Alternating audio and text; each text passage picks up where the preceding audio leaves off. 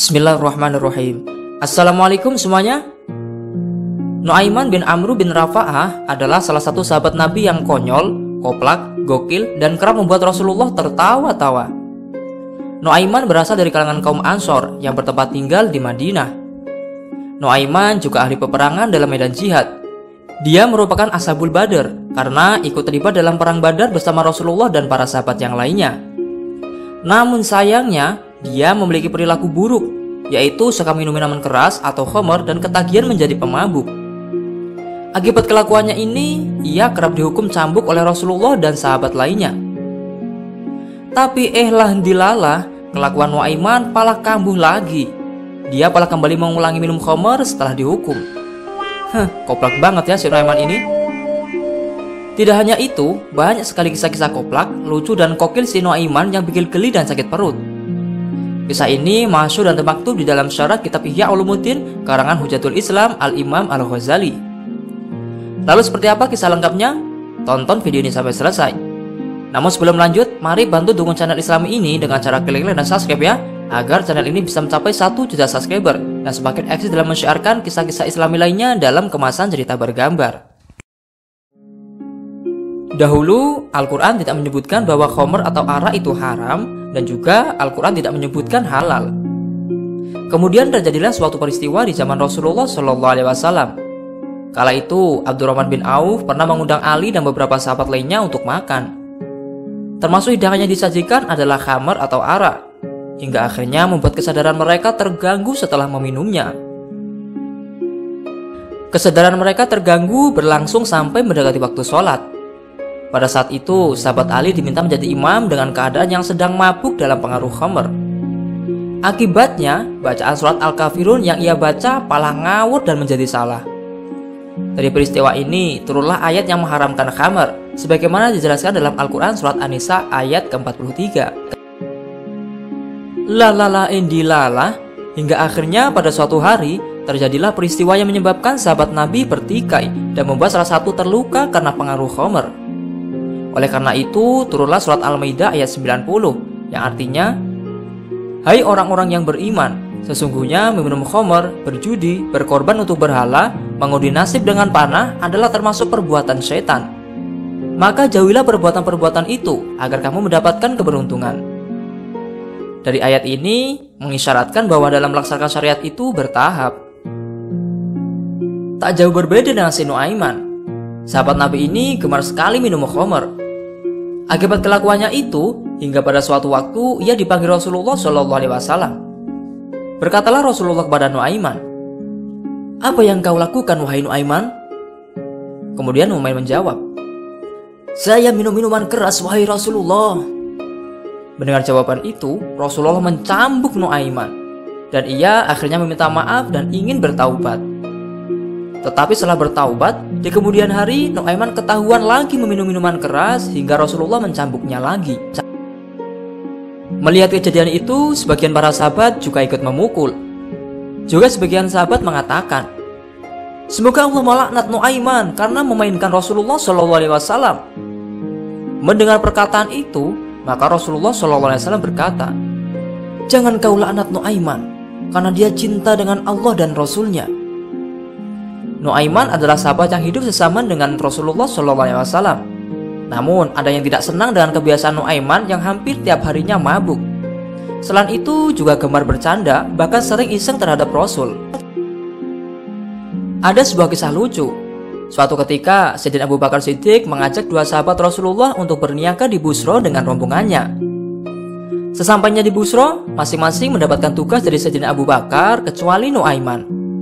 Sementara itu, Suwaibis yang dikenal dengan senantiasa selalu menjaga amanah, maka ia ditugaskan Sayyidina Abu Bakar untuk menjaga makanan. Suatu ketika menjelang siang, Nuaiman yang mulai kelaparan meminta jatah makan kepada Suwaibis. Suwaibis yang amanah menjalankan tugasnya dan memberitahukan Nuaiman bahwa dia akan mengeluarkan bekal makanan tersebut ketika Sayyidina Abu Bakar telah tiba di tempat mereka. Mendengar itu, Nuaiman jengkel dan ia berkata, "Sungguh aku akan membuatmu marah, wahai Suwaibis." Nah, ketika itu tibalah sekelompok kafilah di sekitar mereka. Nuaiman lalu mulai beraksi dan bertanya kepada mereka, Apa kalian mau membeli budakku yang tangkas dan pandai bicara? Kemudian kafilah tersebut setuju untuk membeli budak dari Nuaiman seharga 10 unta. Dan Nuaiman menitipkan pesan bahwa budak yang dijualnya memiliki aib dan ia akan berkata, "Saya orang merdeka, bukan budak." Nah, kalau dia ngomong gitu, biarkan saja dan jangan dengarkan omongannya. Lantas kafilah pun mendatangi Suwaibis dan berkata, "Kami telah membelimu."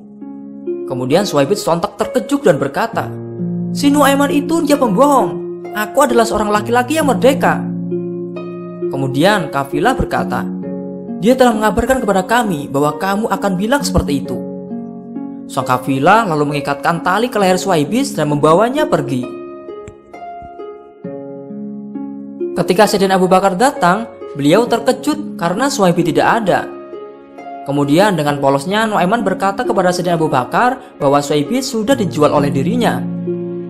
Mendengar perkataan itu, Sayyidina Abu Bakar dan para sahabatnya pergi menemui kafilah dan menjelaskan kondisi yang sebenarnya, lantas mengambilkan seharga 10 unta untuk mengambil Suwaibis kembali. Sesampainya di Madinah, Sayyidina Abu Bakar menceritakan peristiwa itu kepada Rasulullah SAW. Bukannya marah kepada si Nuaiman, Rasulullah malah tertawa sehingga nampak gerahamnya setelah mendengar peristiwa itu.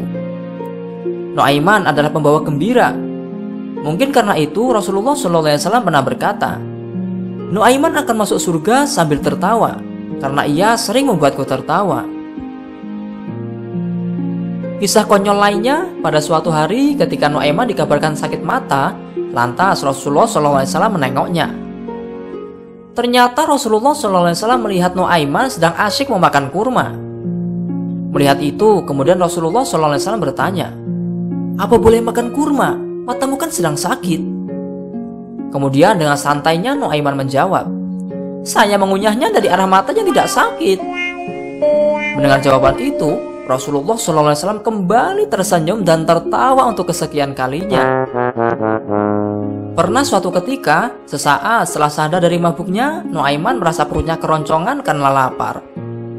Tanpa banyak pikir panjang, Nuaiman mencegat penjual makanan yang kebetulan lewat di depan masjid, lalu memesan 2 bungkus. Sembari menunggu penjual menyiapkan pesanannya, Nuaiman masuk ke halaman masjid lalu mengajak Rasulullah untuk makan bersama. Rasul kemudian berdiri dan menuju ke arah Nuaiman yang sudah memegang 2 bungkus makanan. Mereka berdua duduk lantas menyantap makanan tersebut. Setelah makanan habis, Rasul hendak kembali ke masjid namun dihadang oleh Nuaiman. "Mau kemana ya Rasul? Habis makan masa nggak bayar?" kata Nuaiman. Rasul pun dengan senyumnya balik bertanya, "Yang pesankan kamu kan?" "Betul ya Rasul," jawabnya sambil berdehem. Nuaiman melanjutkan perkataannya, "Di mana-mana raja itu mengayomi rakyatnya, penguasa melayani warganya, bos mentraktir karyawannya. Masa saya yang harus bayar ya Rasul?" Rasul lantas merokok kocek sambil memberikan sejumlah uang kepada Nuaiman dengan senyum yang agak terkekeh. Subhanallah. Nah, itulah akhlak mulia Rasulullah SAW. Nah, dari kisah ini kita dapat mengambil pelajaran betapa sejuknya dakwah Rasulullah dalam mensyiarkan Islam dan bergaul bersama para sahabatnya. Kita sebagai umat Islam hendaknya jangan melihat dan melihat seseorang dari zahirnya saja, karena belum tentu penilaian itu benar atau salah. Seperti contoh si Nuaiman, meskipun dia aneh dan suka mabuk, tapi dia bertaubat ketika diingatkan Rasulullah meskipun berulah lagi, sehingga membuat Rasulullah senyum dan tertawa. Karena rasa cintanya Nuaiman pada Rasulullah, hal ini menghantarkan dirinya menjadi penghuni surga. Subhanallah.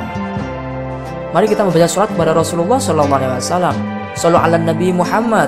Allahumma sholli wa sallim ala Sayyidina Muhammad. Jangan lupa subscribe channel Muqtadil Anwar ya. Wallahu a'lamu bishawab wal muradi. Terima kasih telah menonton video ini. Jika ada kesalahan dalam penulisan secara di atas, kami mohon maaf yang sebesar-besarnya dan mohon untuk meluruskan lewat kolom komentar ya. Jangan lupa tinggalkan jejak dengan cara klik like, subscribe, komen, dan share video ini sebanyak-banyaknya ya, agar channel ini bisa mencapai 1 juta subscriber dan semakin exit dan mensiarkan kebaikan. Amin. Saya akhiri, wallahul muwaffiq ila aqwamit thoriq. Wassalamualaikum warahmatullahi wabarakatuh.